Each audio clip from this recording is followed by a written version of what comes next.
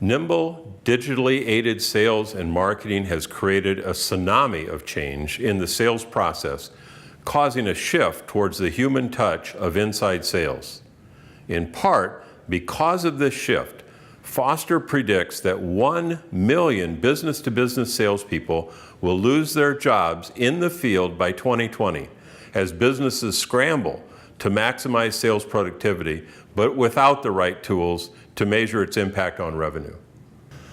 Hi, my name is Vic Hunter. I'm from Hunter Business Group. I'm here to talk to you about measurements for inside sales reps. Now, most companies measure their inside sales reps on revenue, and that's a simple measurement.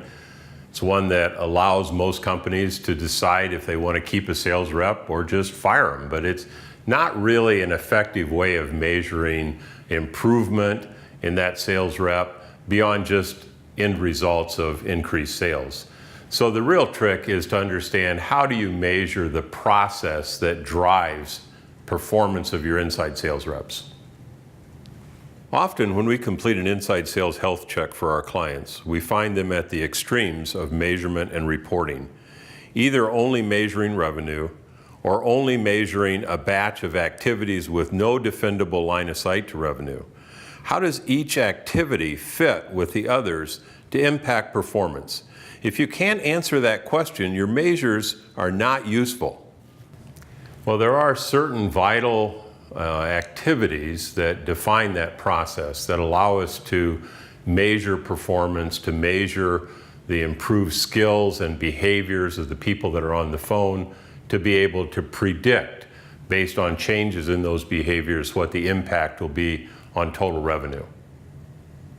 These vital activities and measures include selling hours per $1,000 of cost, hours of selling time per year, phone dialings, completed conversations, orders, and dollars per order. Together, they form a simple measurement of inside sales that you can use to impact revenue with small changes on each activity. Now, building this model is going to take a short trip back into your math class, but I think when we get into it, you'll see it's a fairly simple model to understand how to tie these activities into changes in revenue. At a repair parts distributor, Ned was asked to bring the performance of his inside sales team up by 20% next year. Margins and budgets are tight, so adding people is not an option. Salary, benefits, direct costs are about $60,000 a rep, and a quick measure of selling time yields an estimate of about 1,500 hours per rep. So we can start with about 25 hours of selling time for each $1,000 of operating costs. A couple of weeks of time study tracking found that each rep made an average of about 7 dialings per hour, and 1 out of 5 of those dialings converted into a conversation. So about 1 out of 5 conversations are completed per dial. That's about 20%. Okay, I just want to stop here a minute, and I want to focus on 2 elements. The first element is dialing per hour, and the second element is completes per dial. Now, when we multiply dials per hour times completes per dial, we get number of completes per hour. And what we want to focus on is this ratio of completed conversations per hour. Now, this is Ned's magic ratio, because he's gone out to peers in the marketplace and he's asked them, how do they measure their productivity? And they've talked to him about completes per hour. And Ned, when he made this calculation, realized he was getting about 11 completes a day, and his peers are getting about 15 completed conversations a day. So this is a key area for Ned to focus on as he tries to increase his performance. But before we go further on that, let's finish the model. 1 out of 4 completed conversations led to an order. That's about 25%. The average order size was $800 for each of the 6 reps.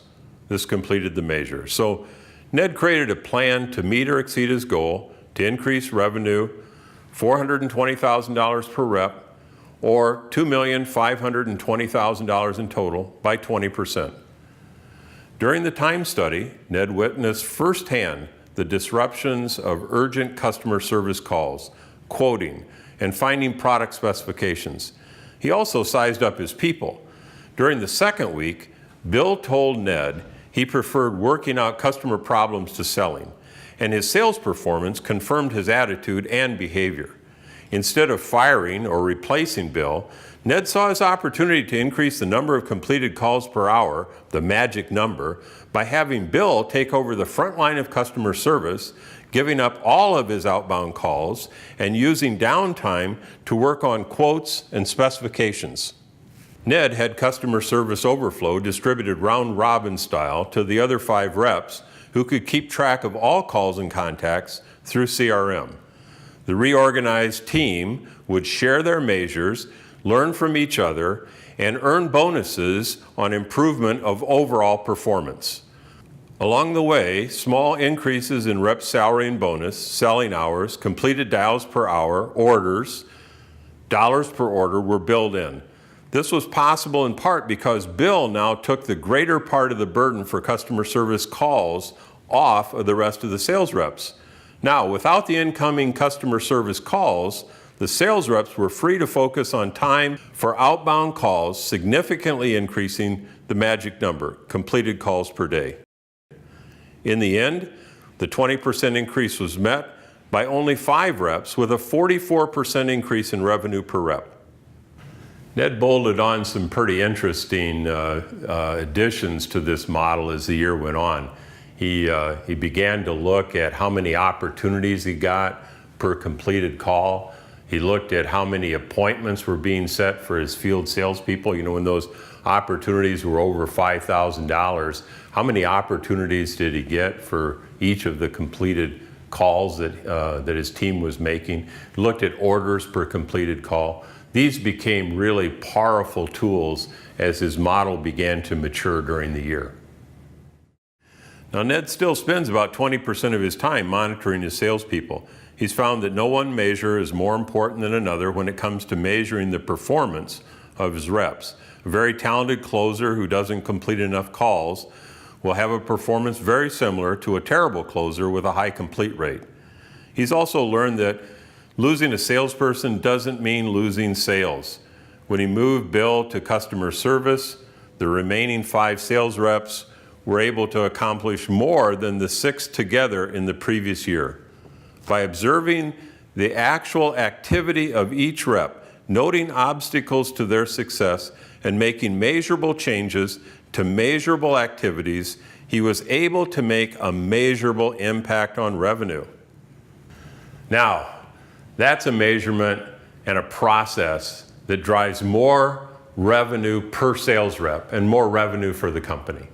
So if you'd like a copy of that dashboard, just drop me a note, or maybe we can set up a call.